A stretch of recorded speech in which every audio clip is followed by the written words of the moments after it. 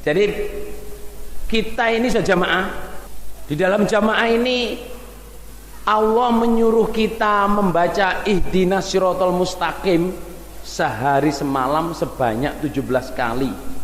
Halo bapak-bapak, ibu-ibu, saya dulu pernah tanya saudara sebelum dapat penjelasan ini, lah iya wong sudah jamaah, sudah dapat hidayah, kok tiap hari suruh ihdinas siratal mustaqim, ini maksudnya apa?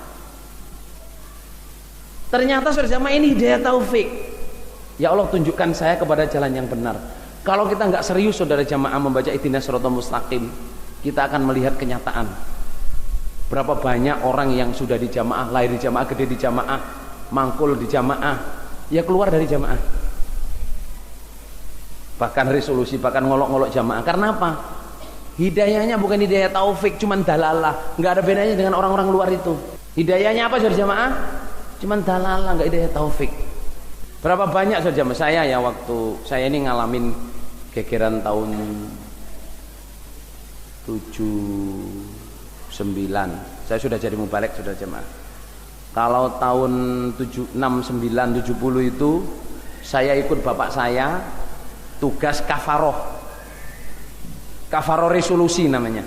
Bapak saya diajak resolusi tidak mau, diajak musyawarah tidak mau, tidak nasihat tapi dan tidak lapor. Itu termasuk resolusi. Tugasnya itu harus ke Pekalongan sak keluarganya. Tahun 79 saudara jamaah geger jamaah. Yang keluar waktu itu ya 9 itu banyak jamaah-jamaah yang keluar itu sampai sak kelompok keluar, imam sak jamaah-jamaahnya sak mubaliknya keluar semua. Tahun 79.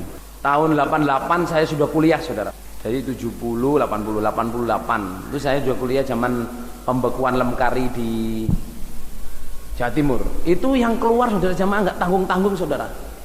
Zaman ibu saya yang keluar Bakir. Bukan Pak Bakir waktu itu nggak keluar, cuman beliau namanya yang keluar Bronto, Pak Bronto. Tapi Pak Bakir sekarang udah jamaah, sudah jamaah aktif jamaah lagi. Kalau Pak Bronto itu sampai mati nggak mau tobat. Itu bagi jamaah sok, orang yang ilmunya kayak gitu keluar jamaah. Tapi saya setelah mengalami beberapa musibah jamaah yang orang banyak mubalek yang keluar, orang yang kelihatannya pintar keluar, itu saya makin serius. Kalau ihdinas siratal mustaqim itu saya makin serius, karena di surat Baqarah itu diterangkan fadallahu ladina amanu limakhtalafu fi minal haqq. Allah akan menunjukkan orang iman kepada petunjuk, kepada yang benar dari perselisihannya orang-orang. Kan orang kalau dulu sekelas Bronto, sekelas Mas Bambang, sekelas Mauludin saudara jamaah, itu kan kalau di jamaah incredible saudara. Lah itu ujian bagi jamaah-jamaah yang lain. Bisa nggak kita di antara perselisihan itu kita dapat hidayah? Makanya kalau sholat ihdinas siratal mustaqim seriusin, bukan hanya hafalan, bacaanmu, hatimu sama ihdinas siratal mustaqim. Di Mekah saudara, di Madinah ini ada Imam Masjidil Haram tuh, Imam Masjid Madinah, namanya Madinah Haram juga, Imam Haramain kan. Ihdinas siratal mustaqim tuh berhenti dan nangis karena dia banyak melihat orang-orang Islam yang mengerti, tahu, seperti tahu anaknya sendiri sebagai anaknya, tapi tidak dipraktekkan.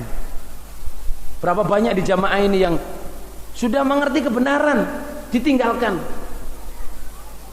bahkan berani ngolok-ngolok Haji Nur Hasan, berani ngolok-ngolok sistem jamaah, berani ngolok-ngolok sambung, berani ngolok-ngolok infak, berani ngolok-ngolok mangkul. Karena apa?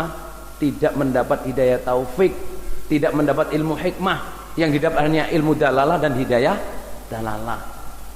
Allah di dalam Quran berfirman, walladzina amanu zidnahum huda. Orang yang beriman akan saya tambahi petunjuknya. Kita ini sejamaah harus iman. Untuk bisa iman kita harus menyerah. Qalatil a'rabu amanna qul lam tu'minu walakin qulu aslamna walamma yadkhulul imanu fi qulubikum. Orang ada ngomong, saya iman, saya percaya.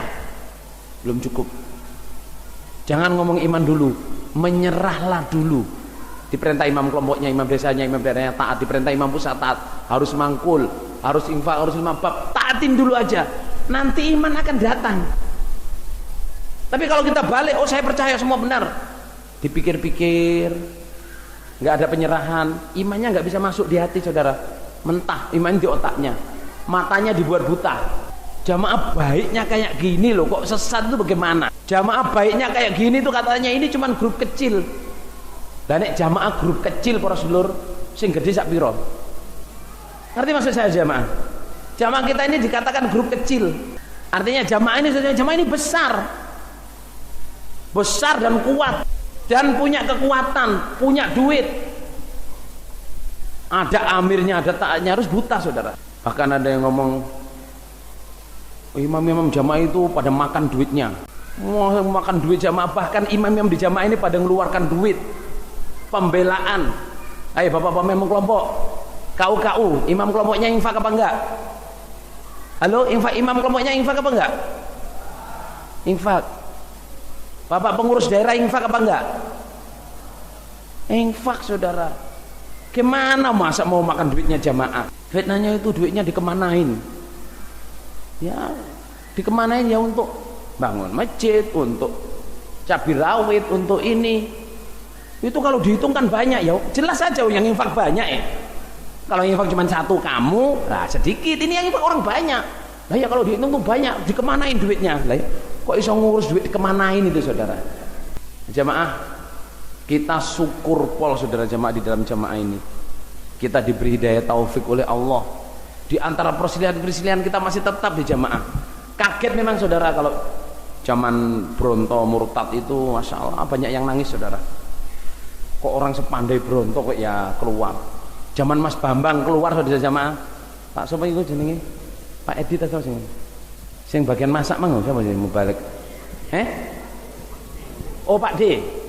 Ah Pak D itu saja jamaah. Aku ngono sing ditugasno karo Bambang Irawan iku. Bambang Irawan itu jamaah incredible. Apa incredible itu? Di jamaah itu sesuatu yang menakjubkan. Bambang Irawan itu menikah dengan kakak sepupu saya. Kalau saya manggil dia itu Mas. Zaman mudanya sudah maaf, Bambang Irawan itu ganteng, tinggi, besar, sopan. Orang Madura dengan bahasa Jawanya itu halus sekali. Kepada orang tua takdim, bahkan cium tangan saudara. Maksudnya itu sikapnya, apanya semua. Keluar dari jamaah banyak yang shock saudara. Tapi ternyata semua kawannya untuk membungkus ambisinya. Well, Bambang Irawan itu jamaah sebegitunya ngaji dijak Bapak Imam ke Mekah, keluarganya orang pangkat-pangkat, keluar itu shock. Tapi ya itu keadilan Allah saudara jamaah. Keadilan Allah, kita nggak bisa melihat di belakang tembok.